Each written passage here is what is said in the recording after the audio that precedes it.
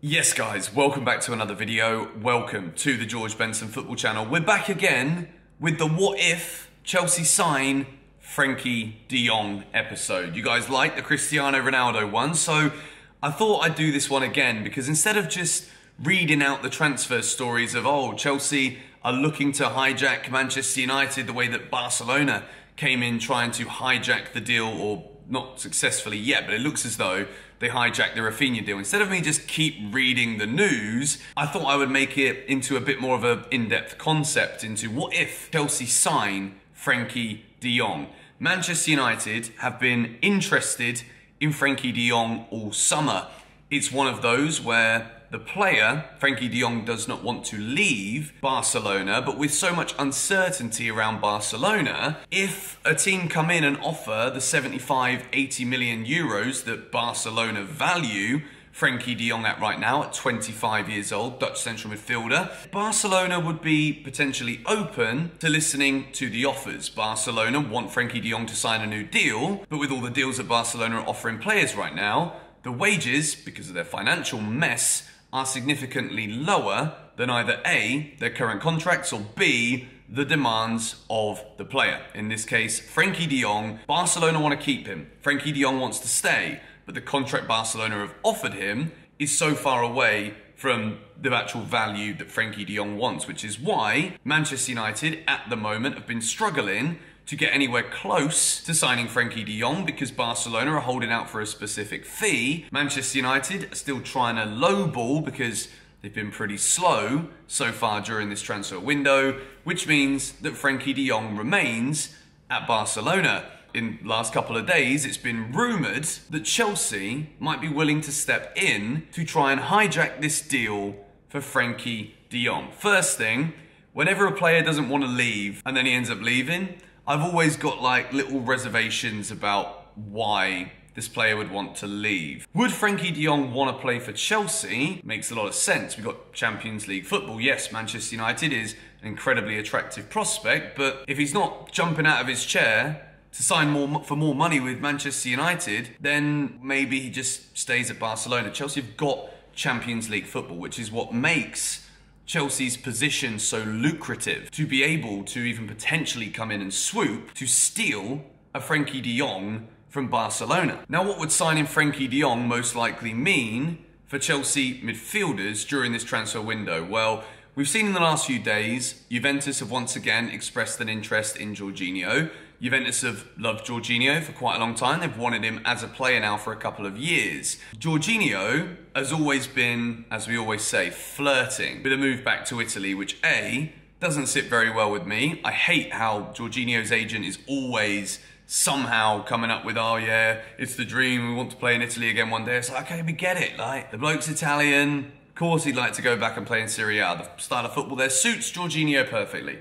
No disrespect to Jorginho, by the way, because I think over the last couple of years, I've actually really grown to love the player. But realistically, Frenkie De Jong comes to Chelsea. There's no way that Jorginho stays at Chelsea Football Club this summer. Whether you're in the boat of N'Golo Kante to be sold over Jorginho, let me know that one in the comments. But I don't think it would have too much impact on Conor Gallagher. I think Gallagher will be a part of the Chelsea squad this season. I think it would also see Ruben Loftus-Cheek be sold. I think Billy Gilmour would certainly be loaned again if Chelsea were to bring in Frenkie De Jong. There has been a lot of talk about what is Frenkie De Jong's best position, but I think once more, if we foreshadow potentially any kind of formation change that we might see from Chelsea in the coming years, people have said, yeah, the 3-5-2, it's Tuchel's thing, but should Chelsea go to a 4-3-3, something a bit more flat, could also be seen as a bit more dynamic depending on which way we deploy certain midfielders in certain roles. Frenkie De Jong's flexibility, he's a ball-winning midfielder, he's a box-to-box midfielder, he's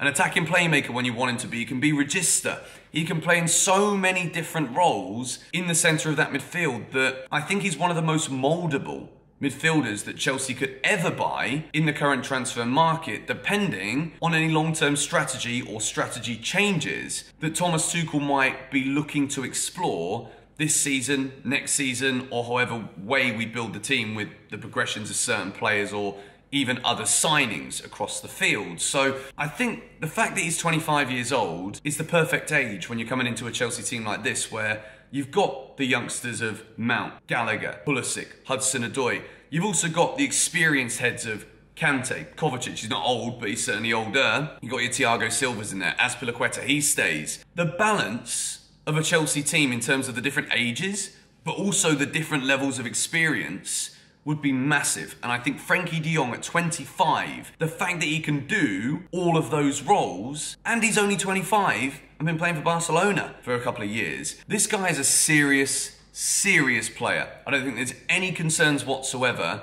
that Chelsea would be able to reach the salary demands that Frenkie De Jong would want. Again, this is all premedicated on the idea that we sign centre-backs. I know that you guys are still going nuts at me in the comments for getting all excited or hypothetical about things. Frenkie De Jong would not be cheap. Let's make this absolutely clear. We sign Frenkie De Jong, chances are we don't bring in another winger. A Rafinha deal goes off the table. We probably don't bring in Cristiano Ronaldo because if we sign De Ligt, big wages, big fees. Nathan Ake, not going to be cheap either. This is very hypothetical, I get that. But from now, we're going to take a look at my Chelsea 11. Like I did with the Cristiano video, I've left the formation as the current Thomas Tuchel formation because I don't want to go too far into the what if speculation future, because we're just speculating if the signing were to happen, not how we're going to develop over the course of 18 months into different formations, blah, blah, blah, blah, blah. So, without any further ado,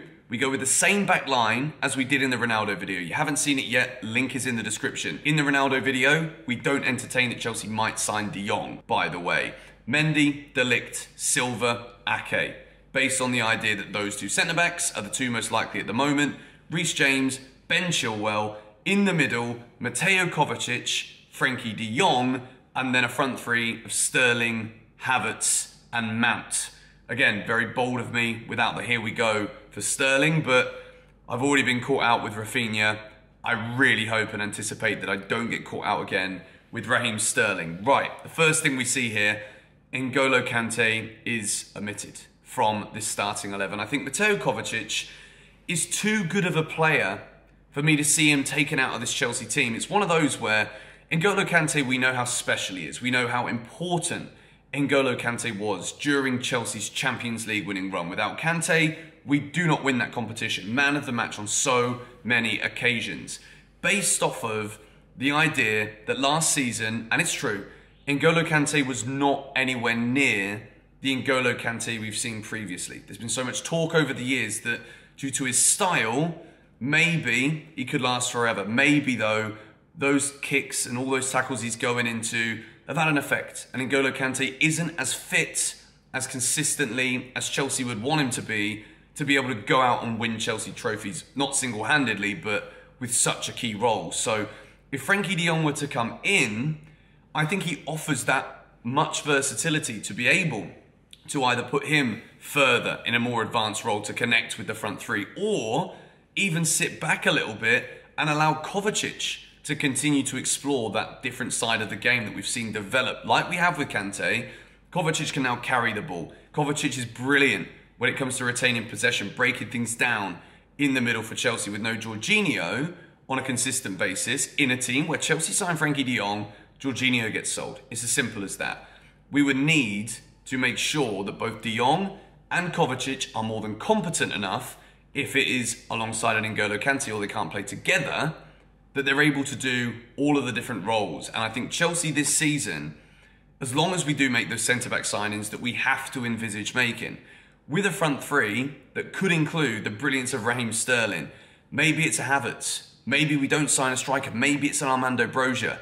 Everything is going to have to be strategically, tactically to a point this season, which is why I think at least for the majority of this season, Chelsea will not avert to a different formation. I think in pre-season, we might see us toy with a 4-3-3 or maybe like I think just a 4-3-3 at this point really, with a back four. I think we might experiment, but I don't think until all of the signings are done and we know exactly what the Chelsea squad looks like next summer, I don't think we're gonna be experimenting with it that much. Frenkie De Jong, if he were to sign for Chelsea, surely you guys would be excited about this one. It does probably put to bed any ideas we might have of Declan Rice, at least for a year or two, but we've probably missed the window. I don't think this one is likely. I think Cristiano Ronaldo is much more likely than Frenkie De Jong. I think De Jong will probably end up at Man United, or he'll stay at Barcelona. But let me know what you think of this in the comments down below. Do you want to sign Frenkie De Jong? Is it possible? Let me know your thoughts in the comments. Come on, you Blues.